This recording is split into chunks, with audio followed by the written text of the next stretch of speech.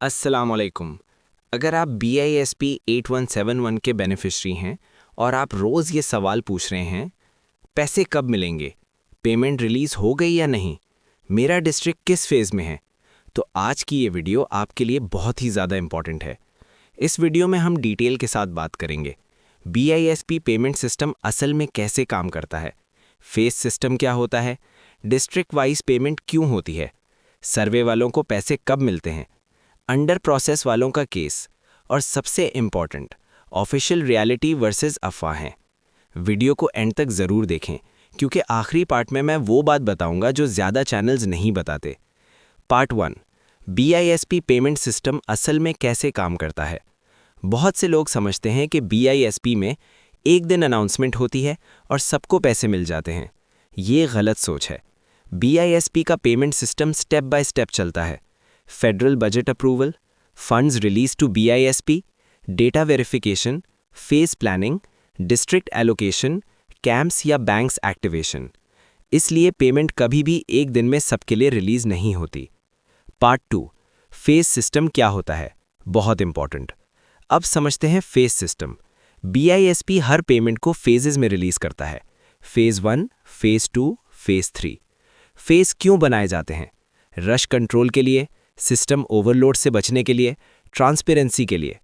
अक्सर पहले ज़्यादा नीडी डिस्ट्रिक्ट्स, फिर बाकी डिस्ट्रिक्ट्स। इसलिए अगर आपके शहर में पैसे नहीं आए तो इसका मतलब ये नहीं कि आप डिस्क्वालीफाई हो गए या आपके पैसे ख़त्म हो गए। पार्ट 3, डिस्ट्रिक्ट वाइज पेमेंट क्यों होती है। ये सवाल बहुत कॉमन है। फलाना शहर में पैसे आ गए, हमारे यहाँ क्यों नहीं? इसकी वजह कैंप्स की availability, bank arrangements, security planning, beneficiaries की तादाद।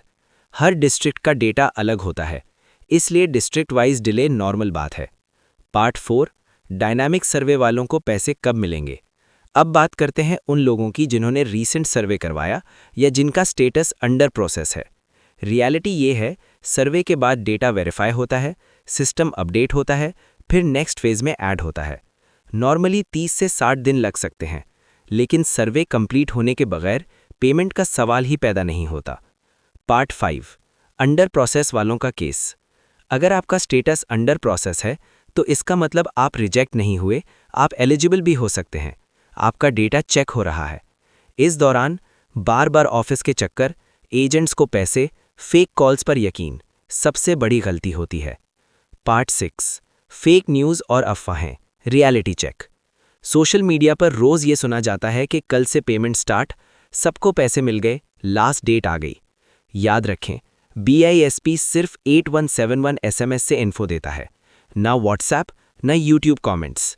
हर वायरल न्यूज़ ऑफिशियल नहीं होती।